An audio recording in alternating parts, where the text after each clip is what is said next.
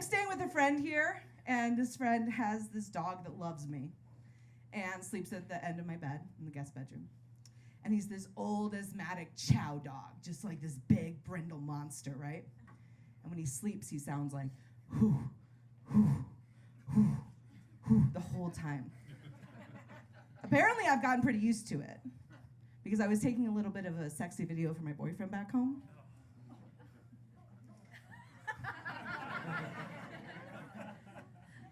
And I sent it to him, and there was a long pause.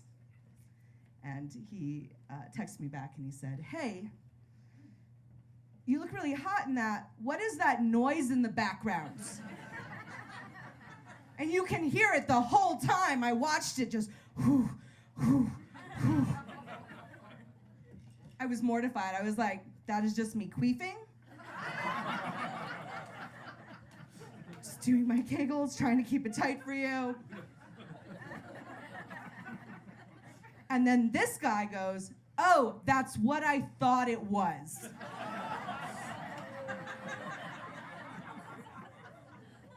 So I don't have a boyfriend when I go home. Because that's the kind of guy who thinks we pee and bleed out of the same hole. You gotta get rid of that right away, you know? Big red flag. Big red flag. I have been messing around on the dating apps here because that's the kind of person I am. Like, if any of you have ever complained, like, people match with you and they don't talk to you, that's me. I'm just going to other towns, like, studying the socioeconomic, like, anthropology of a town through Tinder. I tell myself as I masturbate by myself in a hotel room. And what I forgot about Colorado dating apps is that guys here have this terrible habit of always asking me to go skiing on the first date. Now, my Tinder profile is very honest, and y'all can see me up here. Do I look like I've ever been skiing in my life, right? I'm from Cleveland, Ohio, originally, and our winter sport is stepping over pigeons frozen to the sidewalk. And I am not great at that either, you know? And after like the fourth time this happened, I was like, okay, maybe skiing means something that I don't understand, right? So I did what every old person does, and I went to Urban Dictionary, and there's 12 definitions of skiing, and the first 11 are all cocaine related. We knew that, right? But the 12th definition of skiing is sitting bitch in a pickup truck while jerking two guys off.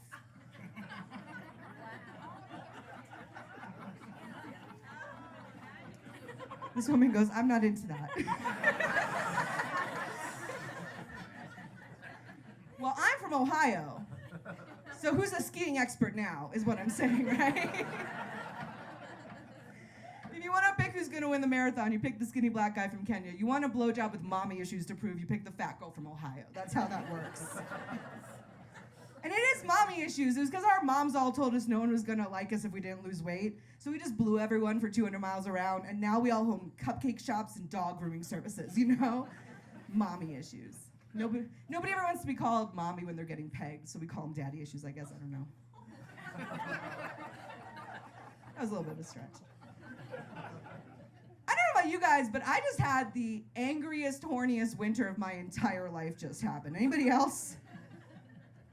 No? You guys were all in happy, loving bullshit. Everyone broke up during the pandemic. You are all fucking.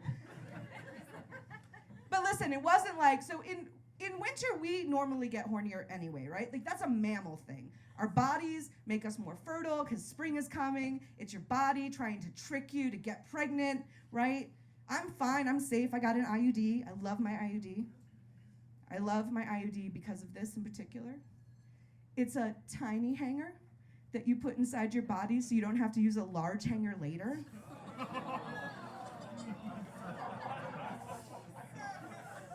You can moan, but the symmetry of that is magical.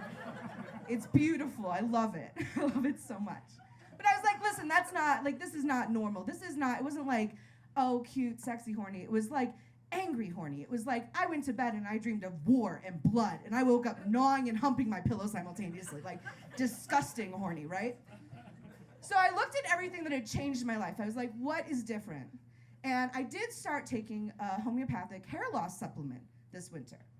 And I looked it up, and it is the same supplement that they give old guys when their dicks stop working. So I was voluntarily dosing myself every day into the headspace of a 65-year-old balding divorcee from Boulder. And it was dark and confusing. Honestly, like, I just wanted to play golf and fuck nursing students all the time. I didn't know what to do with that. All right. I like this joke. It's the dirtiest joke I have, though, so I like to ask permission before I tell it. Do you guys, she goes, please. Ma'am, it is 7 o'clock. It's not even dark yet. Do you guys want to hear the dirtiest joke I have? Yeah. I like this energy. I like that it's only 7 and none of us are drunk yet, and we're starting from here, right? All right, so I have, for the last 8 years, I'm 42. For the last 8 years, I have been dating nothing but 21-year-olds. Dating is doing a lot of work in that sentence. That is not what I was doing, right? But turns out there is a period, a time when you stop pretending to be impressed by vape tricks, and I hit it. So I've been trying to date a little bit older. I've been trying to go out with guys my own age. And it's hard. Guys in their 40s are fucking weird. I don't know what it is. Part of me thinks it's because, like, their body's changing and they don't understand it, you know? Like, for instance, guys in their 40s, their salivary glands just kick into overdrive. Like, they're so full of spit, you know? It's like making out with a goldfish on Molly or a drunk St. Bernard, just the whole time. I think it's why they grow the beards, to soak up the extra spit, honestly. I said that one time, and a guy at the show was like, it's for soaking up the pussy juice. And I was like, you're wearing a Jurassic Park t-shirt. No one believes you. Go tell your Ultimate Frisbee League. See if they buy it, you know?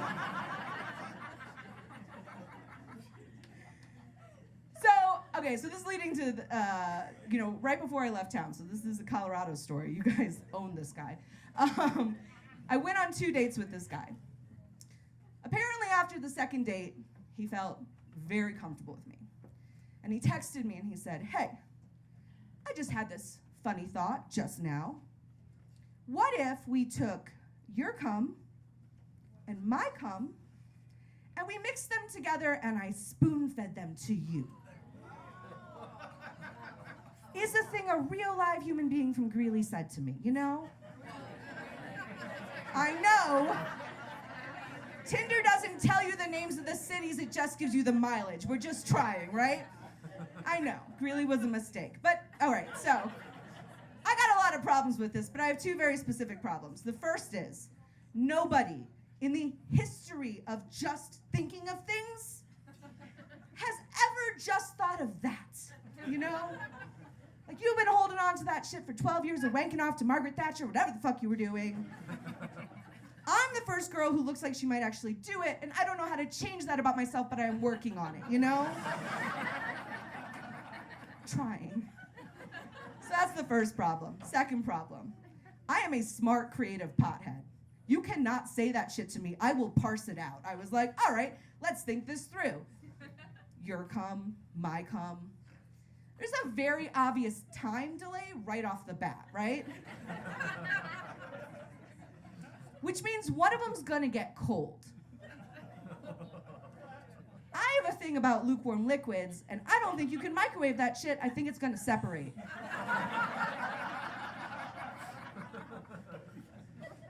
So, I don't wanna be sex negative. I try to be sex positive. I texted him back. I was like, look, I am willing to give this a shot if you are willing to hold it in your mouth and mama bird me at the end.